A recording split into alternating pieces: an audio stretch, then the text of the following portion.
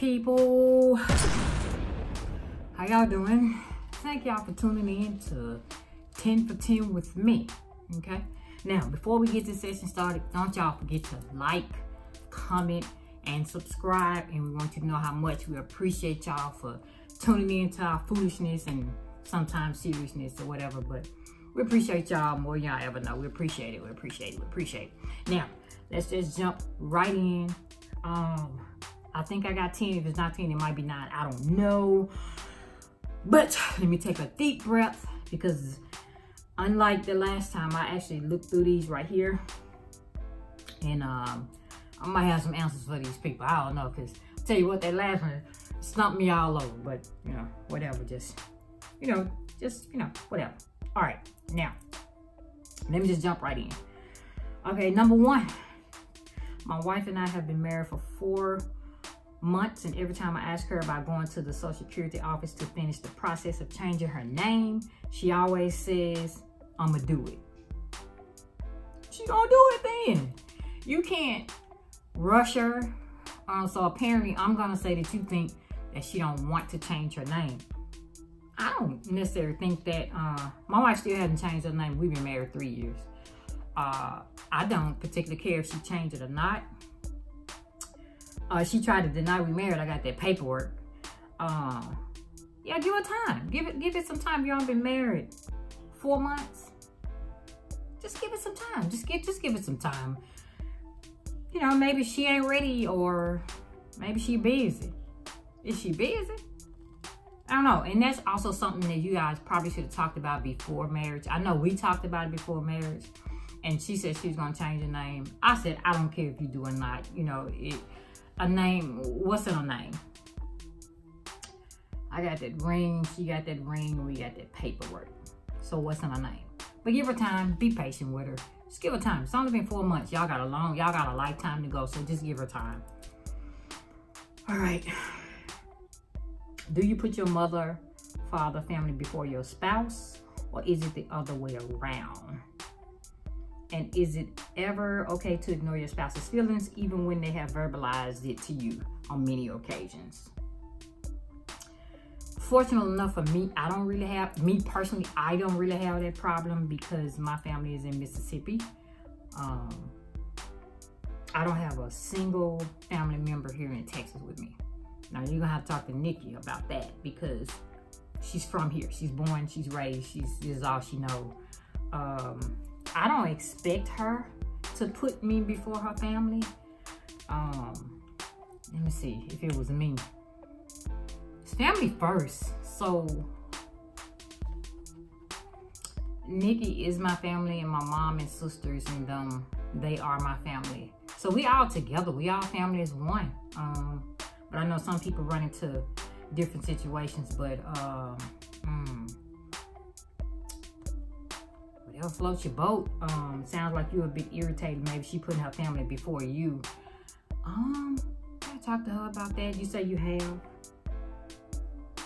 You know, that's not, again, that's something, you know, y'all gonna have to run by Nikki, because I haven't experienced that, and I don't really know who I would put first. I would like to think I would put my wife first. Let me just answer that. I would like to think I would put my wife first. Is it bad? Is it bad that even though I can see that my wife is changing, I still can't believe she lied to me over and over again? And now she's changing, and I guess I can see it, but I still don't trust her. And believing her is so hard for me. What's what lies do for you? So that's what lies do for you. That's what dishonesty does. That's when you lose trust in somebody. People don't understand, man, what you lying for. Like, when you lose trust in somebody, it's so hard to get that trust back. That's not just something that you could just get back overnight. When I tell you, you could be been with a person 10 years and they lose trust in you, because it takes one lie for somebody to lose trust in you. You can be with them 10 years and they lose trust in you over one lie. You're gonna have to spend the next 10 years trying to get that trust back. It's really, really hard, and that's why I have been in a relationship with somebody that lied before, but I've lied as well. that's just not something I want to do. That's not something I want to do at this point in my life. So I understand where you're coming from when you say it's so hard. But if you see that she's changing, you got two choices. And your two choices was to leave or to stay. If you see that the person is changing, watch them. Because change isn't for that person to see. Change is for everybody else to see. So if she's changing and you see it, then maybe she's changing for the better. You know, only time will tell. So if you got that kind of time to wait around and see if she changes, hey. All right. Oh, here's one. My spouse gives me a portion of her check for household monthly bills and groceries. Then she sneaks in my wallet and steals a 20. I've confronted her before, but of course there is denial. Any advice? Well, then when she give you a portion of her check, how about you give her $20 back? Just leave it on the dresser, put it in her wallet or whatever she can, put it in her pocket or something like that. Because this is my opinion. This is my opinion. Damn, I was going to say it. So I should say, so technically she's not sneaking in your wallet and getting nothing, but she is if you don't know she's getting you just going your wallet and damn $20 gone. Just leave her money out, and if she deny it, just leave her $20 out, or just leave her 20 on the dresser, period. Don't ever pick it up, don't ever say nothing about it, just leave 20 out, and then see if you still notice that she going in your wallet taking money.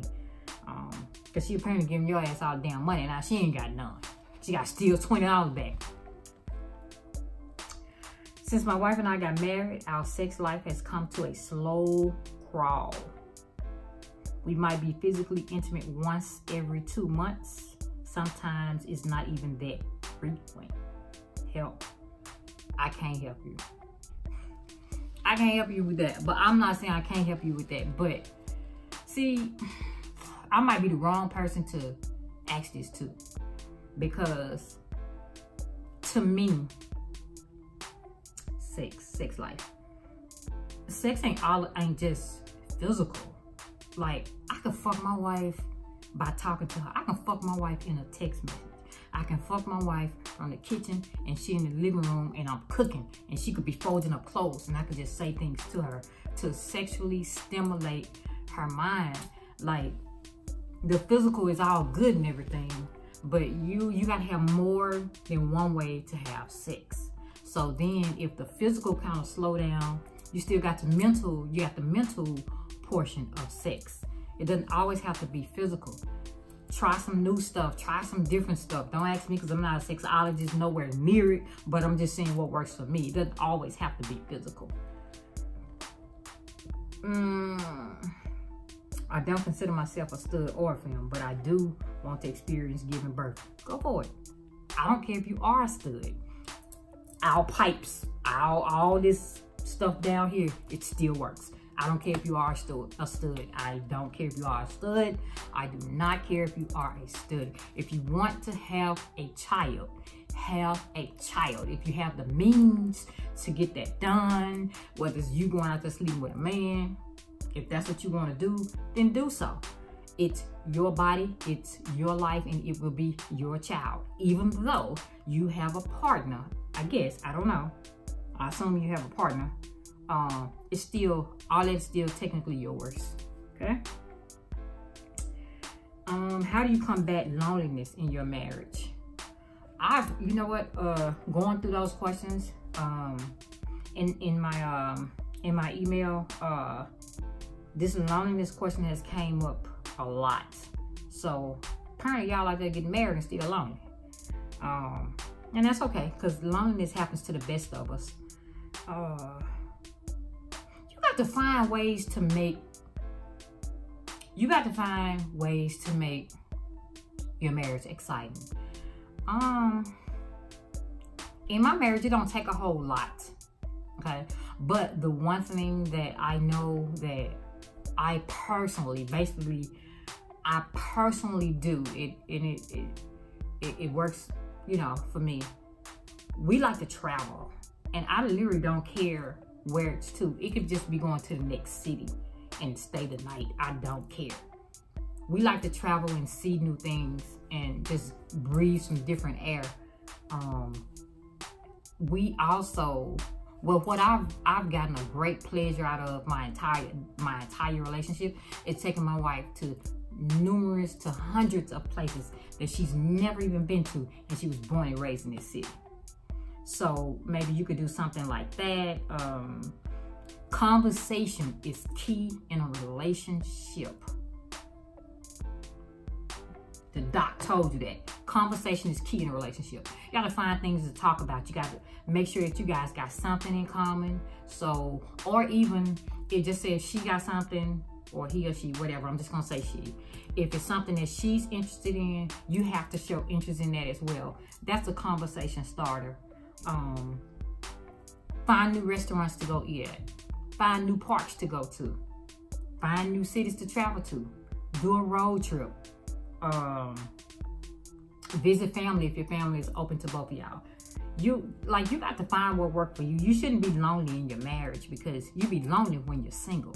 Not necessarily, but you shouldn't be lonely when you're married. So just find different things to do. Little something here and there, little something here and there. For me, that keeps the spark going, right?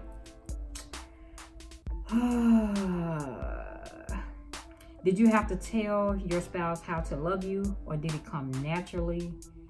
How long do you tell your spouse how to love you? No. I didn't have to tell her. But if I had to, I would. I wouldn't have no problem.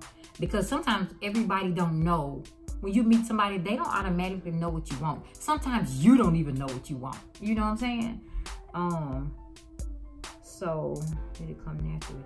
I guess, see, I don't really know what you mean when you say show your spouse how to love you. I didn't have to show Nick how to love me. I knew how I wanted to be loved, but I was simple. I just needed somebody that was gonna be honest and open and unselfish. All the rest of the shit I can do, okay?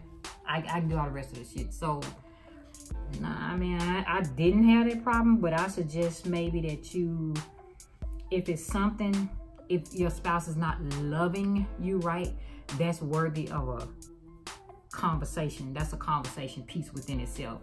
And then just tell her, him or her, what you would want more of, because it's possible they just simply don't know. Because if you asking me, then 90% chance you haven't said anything to your player about how to love them or whatever. All right, y'all.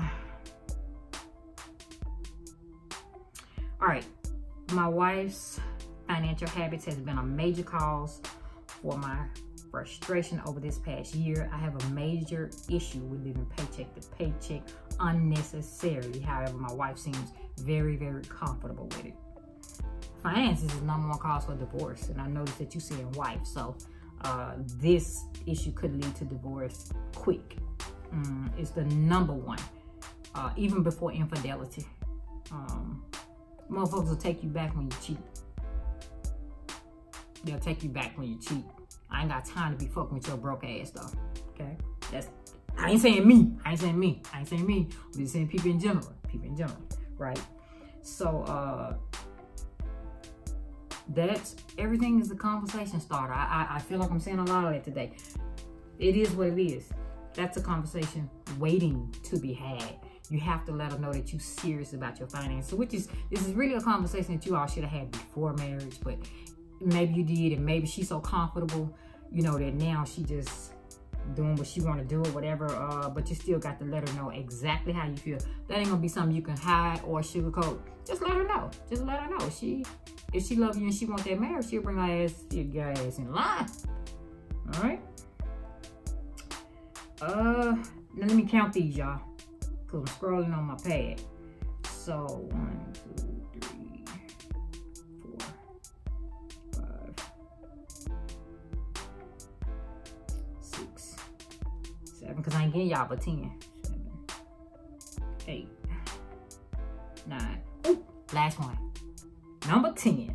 My wife lost her ring and never told me. Instead, she snuck and bought another one, and I found out about it. I flipped not because she lost the ring, but because she hid it. Okay. Me and my wife had this on one of our road talk conversation because I've seen this somewhere else. This situation right here, I saw it somewhere else. So you flipped out because she lost it and she replaced it and she didn't tell you. Yeah, I ain't flipping out about that shit. I did my job and I bought you. Well, if I bought you a $10,000 ring, I'm never buying a $10,000 ring, by the way. But if I bought you a $10,000 ring, you lost that $10,000 ring, you replaced that $10,000 ring, I'm gonna call it fair, homie. I'm gonna call it fair. If she replaced it, she snuck and bought another one and I found out about it.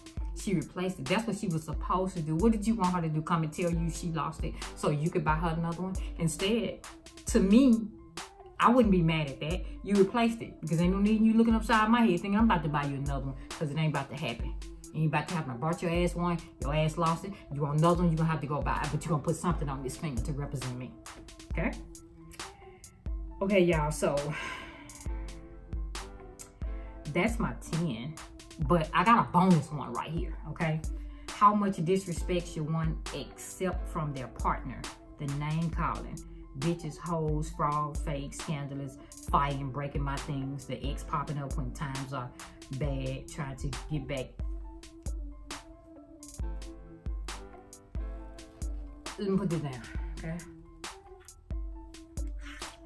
Now, I'm the first person to say, and I've said this before on one of these questions, you are responsible for the way somebody treats you. You are solely responsible for that. Not the other person, but you.